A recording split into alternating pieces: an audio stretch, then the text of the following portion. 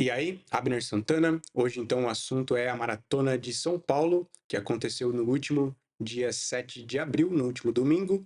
É uma prova clássica do calendário brasileiro, uma prova que tem bastante popularidade e esse ano teve um grande aumento aí nos maratonistas.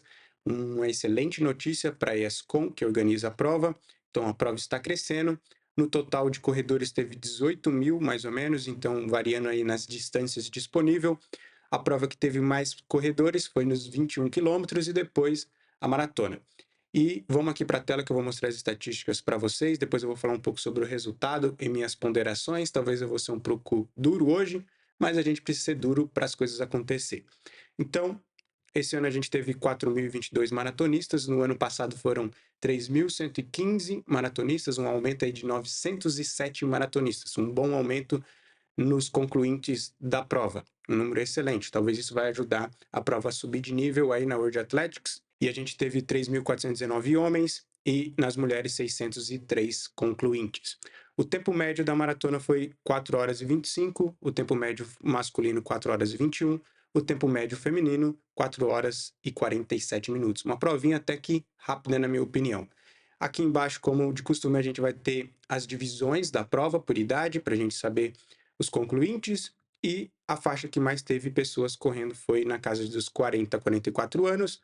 Em seguida, aqui a gente tem de 18 a 34, que é um grupo meio grande, mas tem bastante corredores entre a casa dos 30 e 34 anos, que é o maior grupo, e depois de 35 a 39. E 45 e 49 também foi um grupo bem grande aí, tá, de corredores, 705. Uma das coisas que eu queria falar sobre idade e ainda mais relacionado com maratona, o nosso corpo se torna mais resistente conforme ele vai ficando mais velho. Isso mesmo, você vai aguentando sofrer mais conforme você vai envelhecendo. Não é muito prudente e não é muito legal você tentar fazer uma maratona com uma idade jovem. 19, 20, até os 24 anos eu não acho legal você estar fazendo maratonas. Mas, Abner, se o saudoso Kiptum era novinho e fez aqueles tempos surreais, como você explica isso? O Kiptum é um sujeito único, completamente fora do padrão. A gente tem o Danielzinho também, que é um corredor jovem, completamente fora do padrão. E a gente já teve outros corredores com idades muito jovens correndo maratonas. Mas aonde estão esses corredores hoje? A gente nem sabe aonde eles estão, porque é aquele boom estrondoso, mas ele não consegue manter uma continuidade, porque o corpo dele não estava completamente preparado para isso.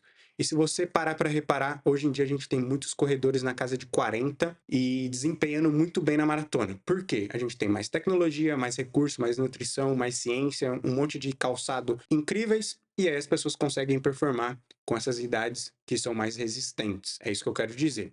E olhando os dados aqui da Maratona de São Paulo, os piores atletas não foram os mais velhos, tá? Dessa vez, foram os mais novos.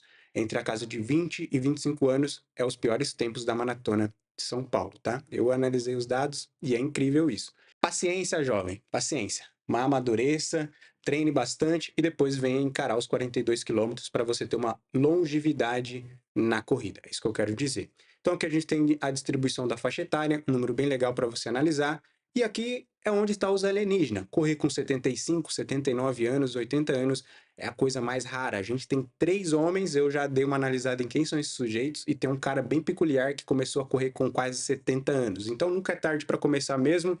No final do ano eu vou dar uma analisada sobre esses velhinhos aqui alienígenas, porque para mim alienígena é isso. Não é o Abner correndo 12h30, 12h35. É um alienígena correndo aos 80 anos, 42 quilômetros. Será que você consegue fazer isso? Eu coloquei isso como objetivo de vida, mas já estou começando a ter minhas dúvidas. Tem que treinar muito e preparar muito esse corpo para aguentar esse batidão. E aqui a gente tem os subs divididos. Como você pode ver, a gente só teve um sub-20, porque a gente só teve um brasileiro correndo abaixo de 2h20. E aqui a gente tem a distribuição, e no feminino, a brasileira correu abaixo de 3 horas, que ficou em sexto lugar. Vou pegar aqui para vocês o resultado da Elite e a gente vai conversar um pouco sobre isso. E a primeira coisa que eu vou colocar aqui na sua orelha, uma pulguinha, é que com esse tempo os estrangeiros aqui, que provavelmente são patrocinados pela Olímpicos, que também estava patrocinando a prova, Com esses tempos lá na Europa, ele pode ganhar 3 ou 4 vezes mais de premiação. Então, por que ele vem correr aqui no Brasil? Essa é a minha dúvida. Também quero saber se teve exame antidoping, que normalmente não tem, e se depois de um período ainda vão tentar reexaminar esse sujeito, porque é meio estranho. E outra coisa, Olímpicos, patrocine mais os brasileiros, deixe de trazer tantos estrangeiros, cara. Não faz sentido você trazer um cara lá de fora, gastar mais dinheiro só para colocar sua marca no pódio. Invista aqui nos brasileiros, ajude os brasileiros, faça que o brasileiro evolua, que ele tenha condicionamento para ele levar a sua marca no pódio. Vai ser muito mais gratificante e mais legal para a gente que é corredor ver isso acontecendo. Essa é a minha opinião. Deixe nos comentários o que você pensa sobre isso, porque a fila também tinha essa abordagem, mas hoje em dia ela tem mais atletas nacionais, o que é muito legal. Invista dentro do Brasil, é isso que eu quero dizer. Valorize aqui os nossos atletas, que já é muito difícil. Eu sei que é difícil para o queniano, eu sei que é difícil para todo mundo, mas você é do Brasil, invista na gente. Então a gente tem o Nicolas aqui, que venceu a prova, e a gente tem o Goza, que também venceu a prova, que é da Etiópia, o queniano e o etíope. E aqui a gente vai ter uma característica que eu vou mostrar para vocês, que é, às vezes o brasileiro é burro em vários aspectos. O que você percebe aqui? Os dois estão correndo juntos, 1,7, 1,7, 1,34, 1,34, 1,53, 1,53, e no final, cada um aí é cada um. Eles socaram a bota um no outro com certeza e vence o melhor. Então, eles splitam lá no final, nos 35, 30 quilômetros da maratona, começa a quebrar e ver quem aguenta sustentar o ritmo. Foi isso que aconteceu. Mas se você olhar aqui para os próximos brasileiros, não acontece isso. O Ederson tentou ficar com um grupo aí dos quenianos, muito provavelmente, correndo alguns segundos atrás dele, só que lá no quilômetro 29 ele já estava praticamente 1 minuto atrás dele, e depois já 1 minuto de novo ele conseguiu manter e terminou 2 minutos atrás. O que eu quero dizer? Provavelmente o Ederson correu sozinho, numa distância razoável, só olhando os caras para ver se acontecia alguma coisa e ele conseguia vencer algum deles. Isso é ruim, na minha opinião. E aí depois a gente vê que tá uma quebradeira aqui. A gente vê um brasileiro correndo com 1,8, 1,11, 1,10, 1,10. Então aqui a gente teve os caras que correram mais forte, 1,7, que quebraram, e esses daqui que seguraram um pouco conseguiram vencer, vamos dizer, eles. Então é isso. Se esse grupo aqui tivesse se ajudado e corrido junto, teria sido mais fácil. É isso que eu quero dizer. E é o que acontece lá fora, cara. Todo mundo se ajuda. Conversa com o sujeito, cara. Vai junto. Vamos no mesmo ritmo. Porque nessa altura da maratona ali, esses caras vão correr praticamente a mesma coisa se um ajudar o outro. E aí, lá no quilômetro 30, é cada um por si. Segura quem segura e aguenta quem aguenta bater e apanha quem tem que apanhar. É isso. Então, se o brasileiro se ajudar mais aqui nesse aspecto, seria mais fácil e os tempos seriam melhores. Será que eles vão ouvir o Abner? Será que eles vão ter essa visão? Não sei. Lá em Porto Alegre, eu que sou um coitado, eu conversei com os caras que correm no meu ritmo e a gente correu junto. Você vê nas fotos que eu estou lá em Porto Alegre, a gente estava num pelote mais ou menos de 6, 7 corredores juntos, porque a gente ia correr 12h30, 12h35 no máximo. Então é isso, a gente se ajuda, a gente coopera, a gente ajuda na hidratação, cada um vai revezando na hora de puxar o ritmo, é muito mais fácil correr. Seja inteligente. E a mesma coisa para os amadores, cara. Se você é um amador, entra no pelote, entra no grupo, fique no grupo que está correndo praticamente no seu ritmo. É muito mais fácil correr assim. É muito mais motivador, animador. Você vai conversando, vocês vão trocando uma ideia. É lógico que é uma dificuldade tremenda de falar nesses ritmos, mas você vai falando pouco a pouco e a coisa vai acontecendo. Então, se ajude, coopere um com o outro. Você é um ser humano. No final, é cada um por si mesmo, mas até chegar no final tem 35 quilômetros. Então, se ajude, coopere.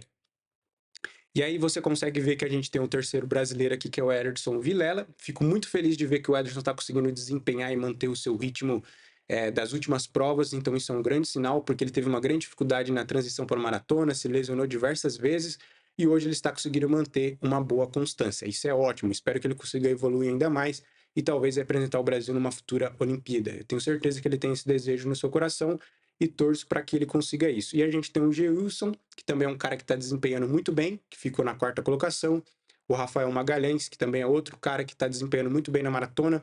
Esses dois ainda são jovens, tem muita coisa ainda para cozinhar, tem 30 e 32 anos, dá para trabalhar muito e evoluir. Espero que vocês consigam isso e que alguém ajude esses sujeitos também, porque é difícil fazer isso tudo sozinho, beleza?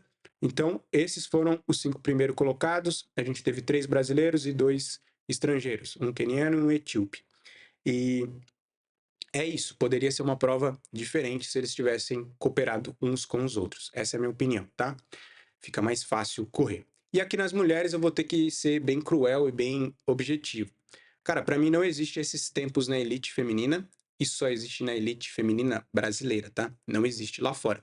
Lá fora as mulheres estão correndo 2:20, 2:25 muito fácil e as melhores, a top aí do mundo, estão correndo 2:15, 2:11, 2:12. Então é um tempo completamente fora da realidade atual da maratona feminina. É isso que eu quero dizer. Acredito que nem dá para ir para uma Olimpíada com esses tempos, nem chega, nem consegue, nem com pontuação. Então é bem difícil e a gente vê que não tem nenhuma brasileira no pódio. Isso mesmo, a gente tem uma boliviana que ganhou, a Ellen, e depois a gente tem aqui duas etíope, uma da Uganda e uma do Quênia. Nenhuma brasileira no pódio. Só depois vem a Renata que correu 2:58, um sub-3 bem fraco. Eu sei que isso é difícil, eu sei que isso é complicado, tenho certeza que essas mulheres aqui treinam muito, passam diversas dificuldades para conseguir isso e mesmo assim não tem um grande tempo. É isso que eu quero dizer. É a elite só no Brasil. Lá fora vai passar fome, para não falar outra coisa. Então é isso. A gente vê aqui também a questão da idade, que essas pessoas estão naquele range que eu comentei para vocês, e foi isso que aconteceu na maratona de São Paulo. A gente já tem todas as estatísticas aqui, já coloquei o ranking também em 2024 para você ver, analisar por sexo feminino, e aí você vê tudo o que está acontecendo no Brasil. A gente já tem a prova de São Paulo, Blumenau, Ribeirão e a maratona do Vinho. Então a gente tem todos esses dados aqui cruzados, analisados e colocados no site. Me diz aí se você correu a Maratona de São Paulo, qual foi a sua experiência, seu resultado, como estava a prova, se estava bem organizado, se estava legal os pontos de hidratação, se realmente estava difícil o clima, o que você achou da prova, o que você pensa sobre tudo isso que eu disse sobre os atletas de elite, sobre as marcas patrocinar mais estrangeiros do que brasileiros. Vamos ver o que vai acontecendo durante esse ano, mas já é uma prova que teve um grande aumento de maratonistas, bem legal isso. E provavelmente esse ano nas estatísticas a gente vai ter um número maior de maratonistas, porque é os dados do Abner e não os dados que eu coletei lá do site do Contrarrelógio, beleza? Vamos ver aí como que vai ser esse ano. Espero que estejam novos resultados e que os brasileiros consigam performar muito bem aí na maratona. Esse ano provavelmente o Abner não vai fazer maratonas, tá? Estou escapando disso. Tenho vontade, tenho desejo, estou coçando para fazer uns longos, mas esse ano vou brincar aí nas curtinhas, quero melhorar minha velocidade e depois a gente volta aí para maratona, beleza? Um abraço e